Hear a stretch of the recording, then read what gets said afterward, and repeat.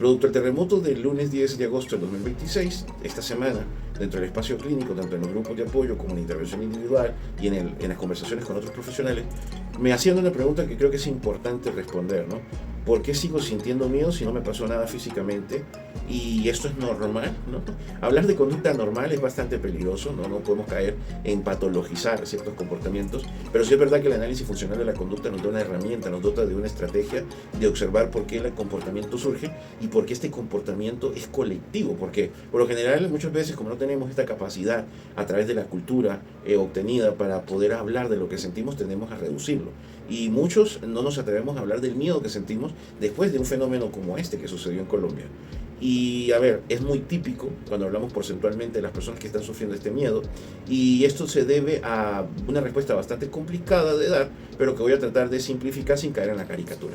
La primera de ellas es una respuesta filogenética. Nosotros estamos estructurados fisiológicamente para tener una respuesta que es la activación del eje HPA, donde pues se van a liberar una serie de sustancias neurotransmisoras que nos van a permitir estar en una completa alerta, ¿no?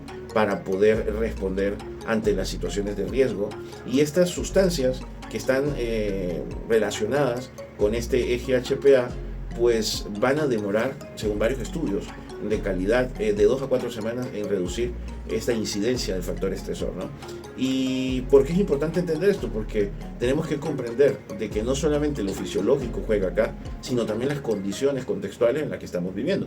Y ahí entra el segundo elemento que es muy importante, que es el ontogenético. ¿Qué habilidades tenemos para poder tolerar ciertas situaciones de riesgo o cómo podemos afrontar, enfrentar, gestionar la crisis que estamos viviendo? Y eso no depende de nosotros mismos, depende de si tenemos acompañamiento familiar, que si tenemos recursos materiales, si hemos aprendido a expresar lo que sentimos, si hemos estado expuestos anteriormente a situaciones de alta intensidad estresante como la que se está viviendo en el día de hoy en el territorio colombiano. Y pues eso hace que una población gestione de una mejor manera que otra. No significa que la gente no sienta, sino que hay distintas formas de reaccionar a esta estructura, a esta situación, a este fenómeno.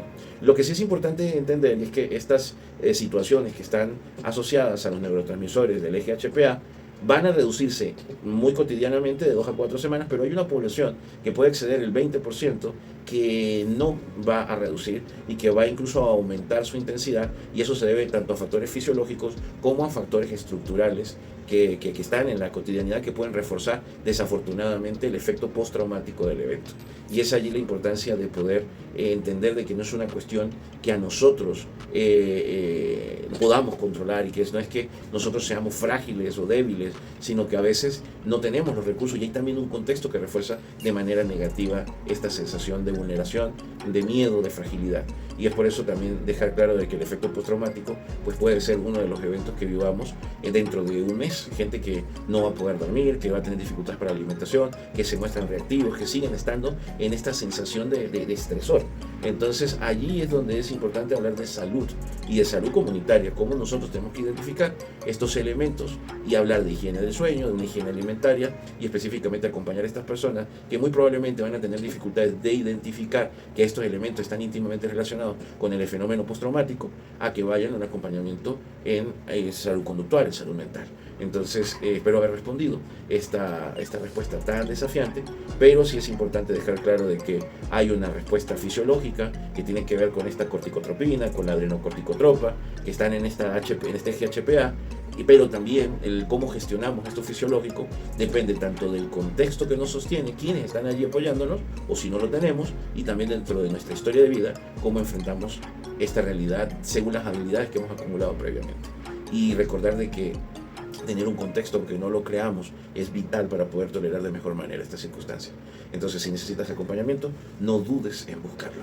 Y si tú conoces a alguien que está teniendo estos síntomas de reactividad, de cansancio crónico, de miedo, ¿no?, de ser reactivo, de tener miedos y ideaciones fatalistas de que esto puede volverse a repetir, pues es importante llevarlo a un centro médico lo más rápido posible para poder asistirle, ¿no?, desde los protocolos estandarizados clínicos que en psicotraumatología se establecen.